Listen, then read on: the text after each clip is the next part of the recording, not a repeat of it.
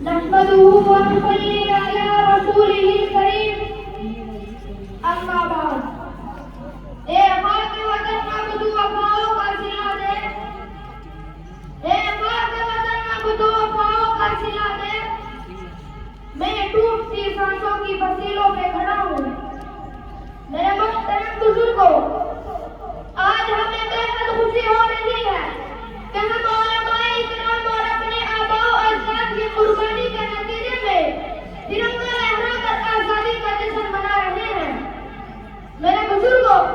ہندوستان کی سرزمین پر مغل بادشاہوں نے انصاف کے ساتھ برسوں حکومت کی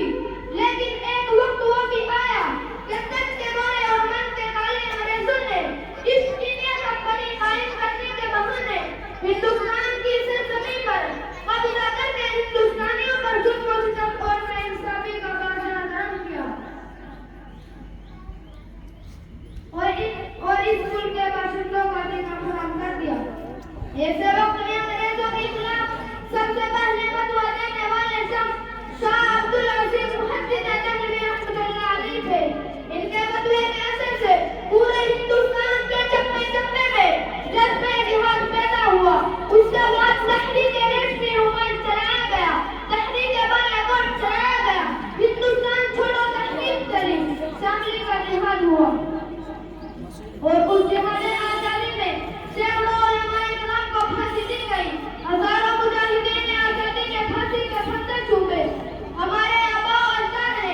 اپنے بچوں کو یتیم کیا عورتوں کو بیوہ کیا جیلوں کو آباد کیا انگریز فوج کی گولوں کا سامنا کیا تب جا کر یہ ہمارا ملک آزاد ہوا ان مجاہدین آزادی کی ایک بڑی لسٹ ہے جن میں ہندو بھی ہے اور مسلمان بھی ہے لیکن میرے بزرگوں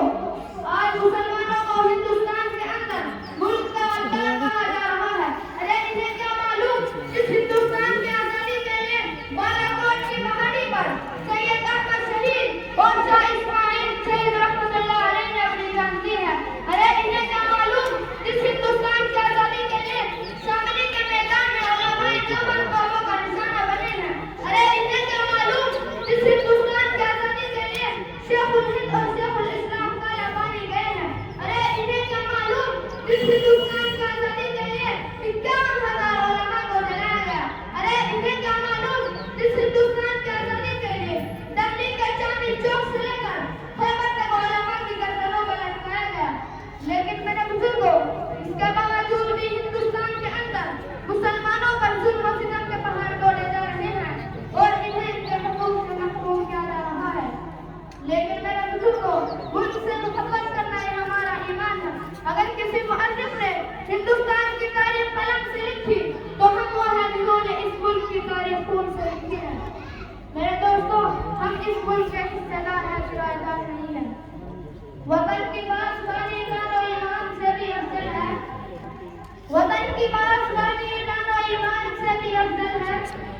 میں اپنے ملک کے خاطر تمنا ساتھ رکھتا ہوں وآخر دعوانا الحمد للہ